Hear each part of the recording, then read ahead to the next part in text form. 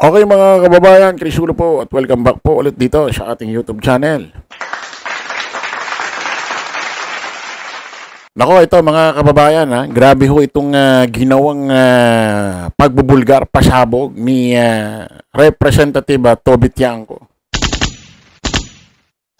Dito ho kay Pangulong Bongbong Marcos na kung saan ay naganap, nangyari daw ho ito ng Nobyembre ng 2024 na kung saan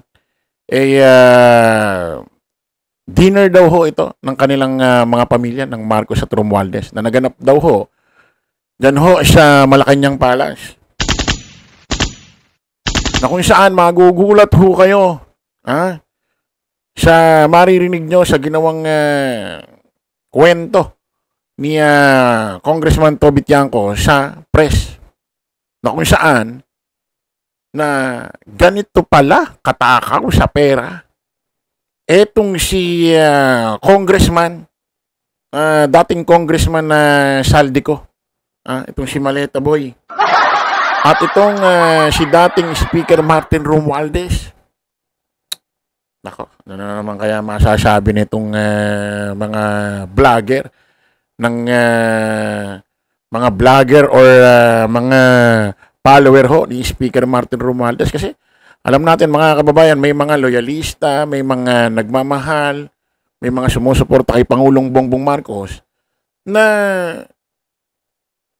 sumusuporta, mahal din ho si dating Speaker Martin Romualdez. No? At alam naman natin mga kababayan na itong si Speaker Martin Romualdez ay may mga naitulong din sa mamamayang Pilipino. Especially yung mga ano bang programa niyan? AKAP. AKAP program. Kaso ito mga kababayan, ayon ho sa kwento ni Congressman Toby Tiangco, si Pangulong Bongbong Marcos daw ang nagsabi nito dito sa dalawa. Pakinggan natin mga kababayan.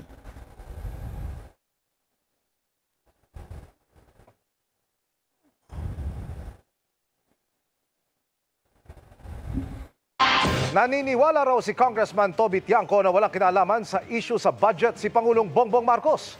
Mismong ang Pangulo pa nga raw ang nanita kina dating House Speaker Martin Romualdez at dating Congressman Zaldico kaugnay sa sobra-sobra umano nilang pagkuha ng pera mula sa pondo ng gobyerno.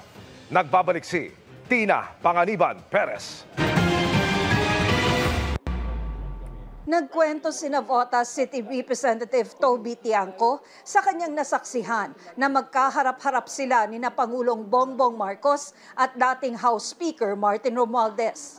Pag-upong pag-upo, ang bungad talaga kaagad ng presidente kay Martin is, Martin, kayo ni Saldi, ilan bang bahay sa Forbes ang gusto nyong bilhin?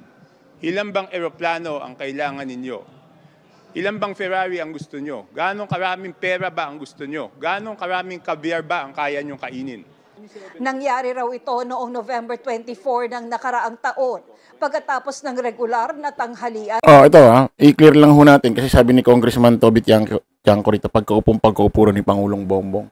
Hindi yung pagkaupo ng 2022. Kala ko nga ng 2022 Sabi rito, pagkaupo at nangyari ito nung Nobyembre 2024 sa dinner sa Malacanang Palace. Ibig sabihin, pagkaupo ni Pangulong Bongbong sa upuan, talagang literal na pag-upo. Ganon agad yung bungad. Siguro parang pelikula, no? Nandiyan yung mga Romualdez, mga pamilya Marcos, magkakaharap, left and right. Huling umupo sa center chair si PBBM, malamang doon siya nakupo kasi presidente. Pagkaupo, ganon agad bungad. Martin Romualdez, saldi ko. Gaano karaming bahay sa Forbes ang gusto nyo, ang kailangan nyo pambilin? Ganito, Ferrari, ganito. Ulitin natin mga kababayan. Diretso na natin. Nagkwento si Navotas City Representative Toby Tiangco sa kanyang nasaksihan na magkaharap-harap sila ni na Pangulong Bongbong Marcos at dating House Speaker Martin Romualdez. Pag-upong pag-upo, ang bungad talaga kaagad ng presidente kay Martin is, Martin, kayo ni Saldi, ilan bang bahay sa Forbes ang gusto nyong bilhin? Ilan bang eroplano ang kailangan ninyo? Ilan bang Ferrari ang gusto nyo? Ganong karaming pera ba ang gusto nyo? Ganong karaming caviar ba ang kaya nyong kainin? Nangyari raw ito noong November 24 ng nakaraang taon pagkatapos ng regular na tanghalian ng kanilang pamilya sa Malacanang. Magpipinsa ng Pangulo, si Romualdez at asawa ni Tiangco.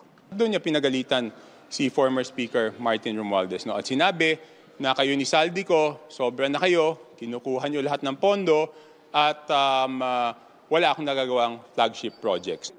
Sabi ni Tiangco, napag-alaman niya kalaunan na nagalit ang Pangulo dahil nagsumbong daw ang Japan International Cooperation Agency o JICA sa Pangulo na ang counterpart na pondo ng Pilipinas para sa mga proyektong pinapondohan ng JICA ay tinanggal sa pambansang budget. Ang nangyayari nung nangako si former Speaker Martin Romualdez na kung ano man yung tinanggal na mga flagship projects ay ibabalik sa BICAM. Nung lumabas yung BICAM, nung lumabas yung GAA noong January, wala yung mga projects na yun. Naniniwala raw si Tiangco na walang kinalaman ng Pangulo sa anomalya sa budget. Dahil pinsan niya si former Speaker Martin Romualdez, ang isip ng tao is pro-protection na niya. Kaya siya ay nalagay sa sitwasyon na kailangan niyang patunayan sa mga mamamayan na hindi niya proproteksyonan ang kanyang pinsan at no one is above the law. Dagdag ni Tiangco. Yung isa pa lang na sinabi niya in front of me is, kayo ni Saldi, ang dami yung kinukuha, grabe yung corruption sa House, at alam mo, Martin, wala akong natatanggap dyan. Ang sinasabi ni Martin, wala siyang natanggap. Ang sinasabi ni Saldi, wala siyang natanggap. Silang dalawa yung nagtuturuan Di ba may pera So definitely, isa sa kanila, may natanggap. Pero ngayon, pareho silang sinasabi na walang natanggap. Saan napunta yung pera? Hinihinga namin ng reaksyon tungkol dito si Romualdez pero wala pa siyang tugon sa ngayon. Para sa GMA Integrated. Maliwanag mga kababayan, mga ka-analyze, ha? Ayon sa kwento ni Representative Tiangco, noong Nobyembre ng 2024, nagkaroon ng dinner meeting ang mga pamilya Marcos at Romualdez. Pagkaupo ni Pangulong Bongbong Marcos doon sa kanyang upuan. Tinanong na may halong sermon dito kay Speaker Martin Romualdez. Pati kay Saldico, although wala doon. Gaano karaming bahay ang gusto nyo pambiling sa Forbes, sasakyang Ferrari, kung ano-ano pa, tapos may binanggit pang klase ng pagkain. Parang lumalabas, itong sinasabi ni Pangulong Bongbong kay Speaker Martin Romualdez doon sa dinner, itong mga ito, walang kakontentuhan, walang kabusugan. Walang kabusugan, kumbaga mayaman na, marami ng pera, gusto pa, yumaman pa rin ng yumaman pa rin, dumami pa rin ng dumami pa rin ng dumami pa rin ng pera. Bakit kaya ganun ng ibang tao, Mayaman na, gusto pa, rumami pa rin ng pera. Sabi nga, ang tao maswerte na kung makaabot ka ng 100 years old. Especially, lalo na kung mahigit, parang kay dating senador, Enrile. Maswerte ka na. At pag tumungtong ka na ng mga 70, 80, parang di mo na kailangan ng pera niyan Parang di ka na interesado 70, 80. Interesado ka ba sa pera niyan? Ano pa gagawin mo sa pera sa edad mong 70, 80 years old? Magmumol. At ba't mo na naisip dumami pa? Ano bang plano niyong bilhin? Planeta? So, minsan pag nakakarinig ako ng ganitong klaseng kwento, mga kababayan, mga ka-analyze, na ang yaman nangungurap pa, parang nawiwirduhan ka. Ano ba plano nyong, ano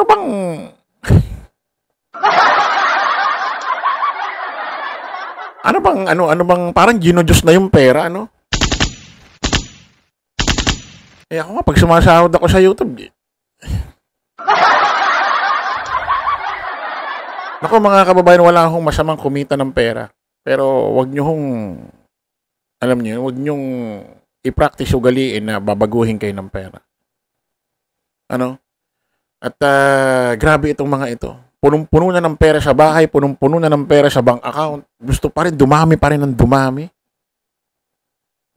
Anong klaseng tao itong mga ito? Oh, ayan mga kababayan, ano kaya masasabi ng mga loyalist BBM vlogger dito na kung saan sumusuporta rin kay Speaker Martin Romualdez? At ano rin ang masasabi ng mga kababayan natin na sumusuporta kay Pangulong Bongbong na gusto rin si Speaker Martin Romualdez? Ako mga kababayan, sasabihin ko sa inyo, puso sa puso. Si Speaker Martin Romualdez, di ko kilala. Dito ko lang siya nakilala sa Administrasyong Marcos. Siguro kilala lang itong si Romualdez sa kanyang distrito. Kung saan siya binoto. Kasi yung posisyon niya hindi naman national na Luzon, Visayas, Mindanao eh. Hindi ko siya kilala. Kaya ko lang siya nakilala at kaya ko lang siya nagustuhan at nasuportahan dahil lang din kay Pangulong Bongbong Marcos.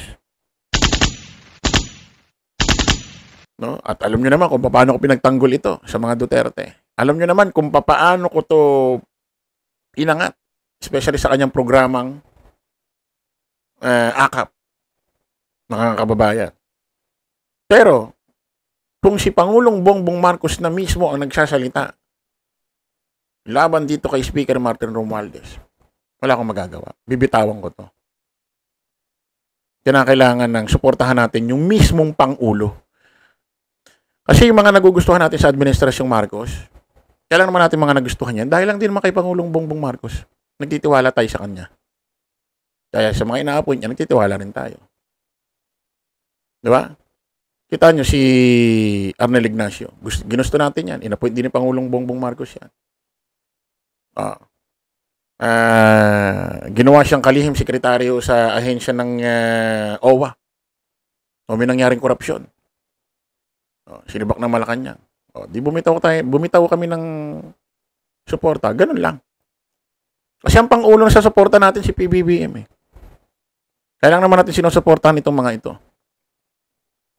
Kaya ang pinakamaganda rito mga kababayan, tomorrow or sa susunod na araw, pag nagkaroon ho ng press con si Pangulong Bongbong Marcos at may pagkakataon magtanong ang mga reporter about sa sinabi ni Representative Toby Tiangco na may katotohanan ba, Mr. President Bongbong Marcos, na noong Nobyembre 2024 sa isang dinner meeting sa Malacanang Palace, na-share mo na mo si Speaker Martin Romualdez at ganito ang mga sinabi mo ayon kay Toby Tiangco. Kailangan maitanong to para malaman natin kung totoo itong mga kinuwento ni Representative Toby Tiangco kay Pangulong Bongbong laban kay Speaker Martin Romualdez at Saldico. Sa ngayon, hindi pa natin 100, hindi ko pa 100% pinaniniwalaan ito. Kailangan manggaling muna kay Pangulong Bongbong kung totoo sinasabi ito ni Toby Tiangco. Kasi baka gumagawa rin ho ng story ito si Toby Tiangco. Di ba? So, kailangan ma-confirm ito, mga kababayan. So, sa ngayon, hindi ko pa masyadong pinaniniwalaan ito. 50-50 muna tayo dyan. Okay mga kababayan, kita-kita ulit tayo sa panibagong vlog. Salamat po. Bye-bye.